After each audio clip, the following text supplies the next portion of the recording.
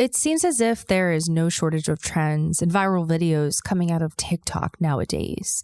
From cute dog videos to skateboarders drinking cranberry juice to dance crazes, TikTok has it all. While most of what goes viral from the Gen Z app is simple, joyful, or comedic, the viral video that started this case is anything but. What began as a few teens having fun recording a video this summer ended with a horrible, shocking discovery on a Seattle beach. My name is Ashley, and with me always is Ricky, and this is Crime Salad Podcast.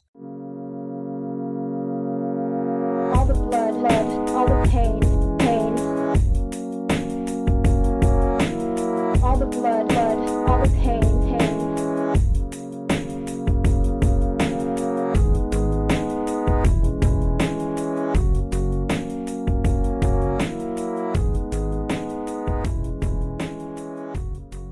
With so many people being stuck at home due to the ongoing coronavirus pandemic, many have turned to an app called Randonautica to have some socially distant outdoor fun. Randonautica, according to developers, is the world's first quantum-generated choose-your-own-adventure reality game, and it's designed to help users explore the sometimes forgotten corners of the world around them. The premise is that it uses a random number generator to produce a set of coordinates in the user's local area that can then be followed. The app encourages users to set what is called an intention of what they hope to find along their trip. And this can be anything, but the goal is to see if their trip matches up with their intention in some sort of way. More than 1 million people downloaded the app over the summer, and videos of people sharing their experiences with Randonautica started popping up all over TikTok and YouTube. And in some videos, Randonauts, the name for the users of the app, talk about exciting and beautiful things they've encountered on their journeys, while others share spooky stories of ending up at relatives' graves or creepy abandoned houses. Well, on June 19th, an 18-year-old popular TikToker named Henry decided to get in on the Randonautica trend with a few of his friends. Henry and 2 unnamed girls were given coordinates to a location in Duwamish Head near Alki Beach, a bit southwest of downtown Seattle, Washington. Just as the app tells them to do upon arriving, they start to do a bit of exploring to see what they can find. While looking around, they stumbled upon a large black fabric suitcase that had washed up on shore and had gotten lodged in some of the rocks near the port. Thinking that this is the type of discovery encouraged by the game, the 3 teens decided to climb into the rocks to get a closer look. Still lighthearted, they joke about hoping that the suitcase would be full of money, and so they started opening the suitcase with a stick. As it opens up, they quickly are overwhelmed by a horrible smell, but all they can see is a filled large black trash bag. Sensing that something is wrong here, the teens become more scared and nervous about what could be in the bag that was giving off such a terrible smell. Not knowing what to do, one of the girls calls 911 to report the findings to the police. As multiple fire trucks and police cars start arriving at the beach, the teens stop recording and they head back home. Until they read the news a few days later, they had no idea what was in the mysterious black suitcase that they found. The police on the scene, who had opened up that trash bag that was in the suitcase, discovered the worst. It contained a dismembered human body. Knowing that they were now dealing with a crime scene, they began to extend their search to the surrounding area. Over the next few days, they found a black duffel bag with the same kind of dark, heavy trash bag inside. Opening up the second bag, they found even more human remains. These 3 teens had accidentally uncovered a horrific double murder. A local medical examiner was tasked with figuring out who these 2 people were and what had caused their devastating, gruesome death, while police began to look into who might have put their bodies into the suitcases. The medical examiner identified the bodies as that of Jessica Lewis, age 35, and Austin Wenner, also known as Cash, age 27. The report suggests that Jessica was killed by multiple gunshot wounds, while Austin was killed by a single shot to the torso. The dismemberment of the bodies was done post-mortem, which is after their deaths. This initial report puts their time of death only a few 2 days before being found around the 16th of June. But as more evidence is uncovered, it seems that they might have been killed as early as June 9th, a whole 10 days before their bodies were found. Within the medical examiner's report, it also notes that the dismemberment and transport of the bodies most likely involved multiple people. The autopsy says that a few different tools were used to take apart their bodies, and given the weight and difficulty of transporting the bodies to the suitcases to the beach, it suggests that whoever committed this heinous act probably had help. Jessica Lewis was the mother to 3 sons and a daughter, and she worked at an assisted living facility where she helped older, developmentally disabled adults. Gina, who was Jessica's aunt, told Seattle Times that Jess had the biggest heart and grace and patience that made her so wonderful at her job, and she was always willing to help anyone who needed anything. Jessica had been in a relationship with Austin Wenner, who she called Cash, for nearly 8 years. Austin's family has chosen to grieve privately, only to convey a statement through Jess's aunt that Austin had faith, a big heart, and loved the outdoors, country music, campfires, trucks, dogs, and Jessica and his family. After the bodies were found, Jessica's aunt Gina started a GoFundMe to raise reward money for information pertaining to the homicide. On the GoFundMe page, she described Jess and her boyfriend as good-hearted people who have left behind 2 completely devastated families. She rightly said that nobody deserves what happened to them. Gina also made public pleas for the viral TikTok video filmed by the teens to be taken down, emphasizing that these are real people who have lost their lives. And knowing that a video like that is out there is more than the heartbroken parents can bear. The video has since been removed from Henry's TikTok page, but we aren't sure if he took it down himself or it was completely removed by TikTok. But sadly, nothing is lost forever on the internet, and the video can still be seen on sites like YouTube and Twitter. Randonautica also made a donation to Gina's GoFundMe to help find who killed Jessica and Austin. The Choose Your Own Adventure app put out a statement saying that they were shocked at the very unfortunate coincidence, and that they had reached out to the teens who have found the bodies as well, making sure they were all right after their traumatizing discovery. Though the TikTok user who posted the viral video continues to post on the app, he makes no mention of what he and his friends found that day at Duwamish Head, which no doubt would be completely traumatizing. That is until August 20th, when the police arrest a 62-year-old man named Michael Dudley, who so happens to be the couple's landlord. Jessica and Austin had been renting a room at his residence in Burien, Washington, a town just 10 miles outside of Seattle. With Dudley's arrest public, journalists were able to get copies of the probable cause documents that police used to charge him. Their investigation had been quiet all these weeks, but the evidence they found paints a clear picture of guilt. Through interviews with family and friends of Jessica and Austin, the detectives on the case learned that the last place the couple was seen was at their rented home on Ambin Boulevard in Burien, Washington. This is confirmed by Jess and Austin's phone records. One of the last calls was made to Michael Dudley, the owner of the house and their landlord, and it was 7:01 p.m. on the night of June 9th. Police assume that this call was made in or near the house, as it was pinged off a cell phone tower less than a mile away.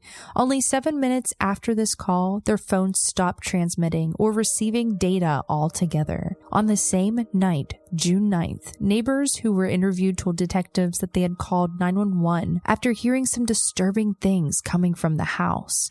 Neighbors reported that they had heard a man yelling, "Please don't do this, just leave me alone." After this plea, they heard many gunshots. The Burien police responded to the call, but despite their efforts, didn't get any response from whoever was inside and decided to leave. In the interviews that followed, detectives focused largely on Michael Dudley. One witness reported that she had stopped at Michael Dudley's house late that evening on June 9th. She noted that on that night, Michael appeared to have scratches on his body and his glasses were broken. The witness reported looking into a room painted blue, and in the middle of the room, she saw a large pile of clothing with a bloody arm sticking out of it. When she told Michael what she had seen, he laughed. Michael Dudley asked the witness if she could leave the house for a bit so that he could clean up the mess. As she left the house that night, she saw him put out large sheets of plastic in the basement.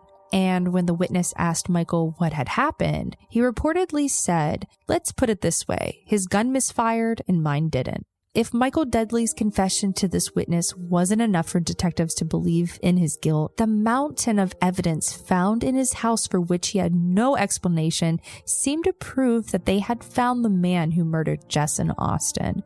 During the search of his property, they found bullet casings, bullet holes, and blood inside the house. In the same blue room, the witness recalled seeing the bloody arm. The room had also been very recently painted. Michael Dudley did confirm that this blue room was where Jessica and Austin had been living as his tenants.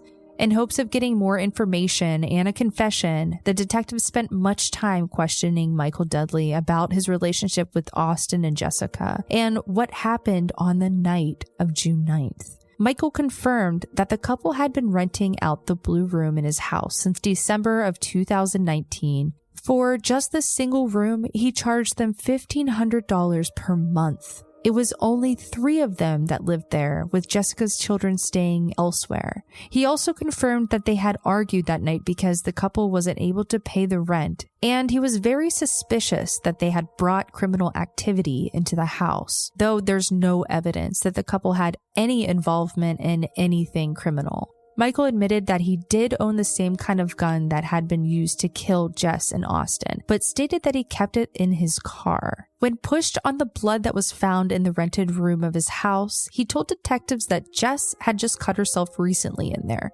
but yet he wasn't willing to say if the blood was hers. He also couldn't explain where the bullet shells or bullet holes in the room had come from. Even with all the evidence that police had on him, Michael continued to deny any involvement in Jessica and Austin's murders. Regardless, after the interview, Michael Dudley was formally arrested.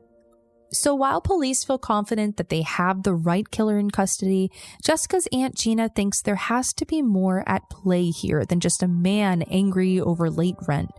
She, like I'm sure of most of us, can't understand how an argument over $1,500 could have led to the murder of 2 people.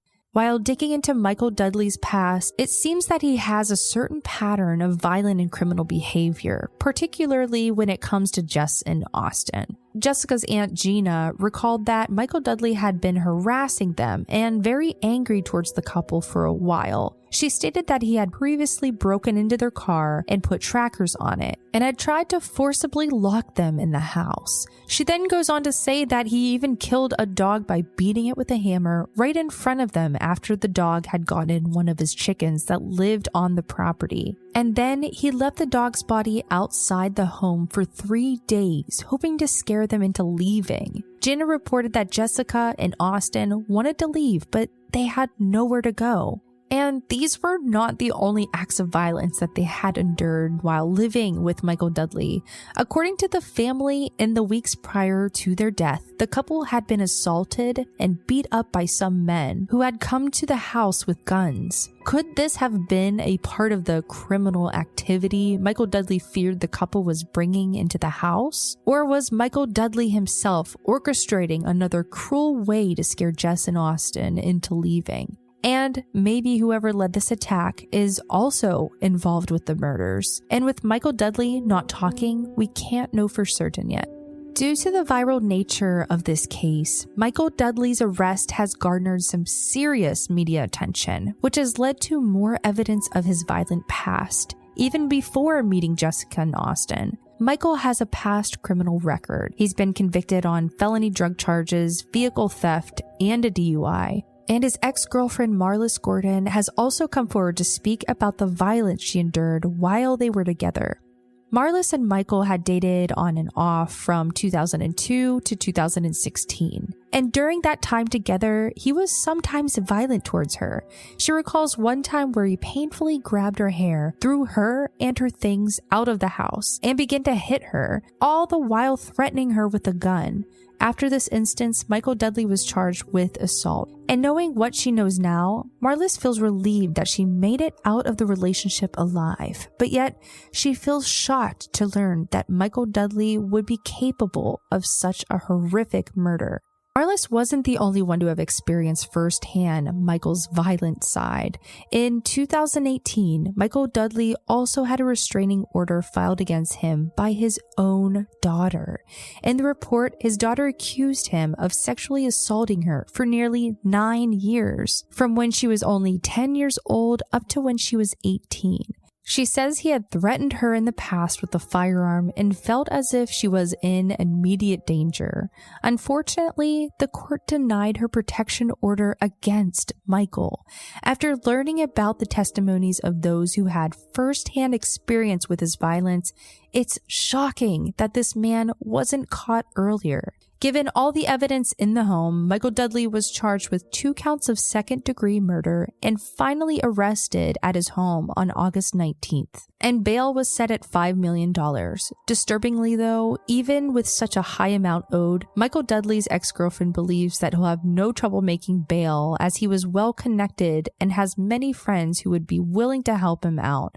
Luckily, as of today, he is still in police custody. Now, what has yet to be answered is if Michael Dudley was working alone or if he had help.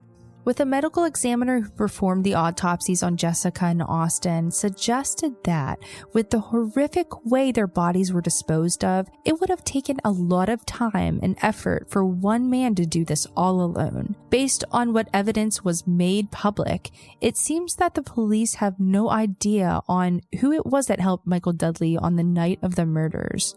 In the days following his arrest, though, 3 people were taken into custody for breaking into Michael Dudley's backyard by cutting the padlock on the gate and attempting to tow away a car on his property. 2 men and a woman were booked for the attempted burglary, but no one is quite sure of their motive.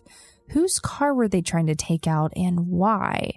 Is this just an outrageous coincidence, or did these 3 know something more about what happened with Jessica and Austin on the last day that they were alive?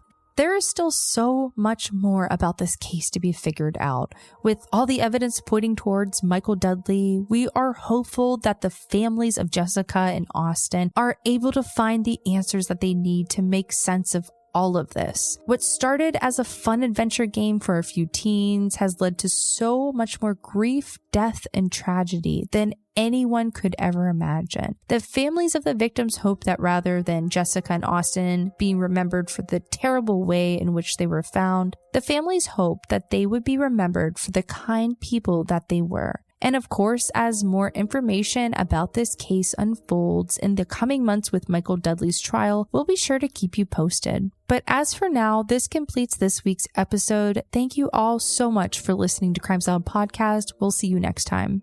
Crime Salad is a Weird Salad production. Are you kidding me? That was perfect. All the blood, all the pain.